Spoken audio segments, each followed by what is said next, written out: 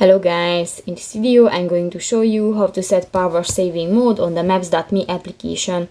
But first of all, I just want to mention, please don't forget to subscribe to our channel, because at 100,000 subscribers we are going to show you our YouTube revenue statistics and growth strategy, how to make money online. So let's jump into it.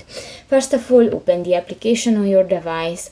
So there's the home screen, and click the more button at the upper right corner of the home screen. Click to the settings, and here you can find the app section. Go to the first option, the power saving mode, and here you can select the never, the maximum power saving, or the automatic.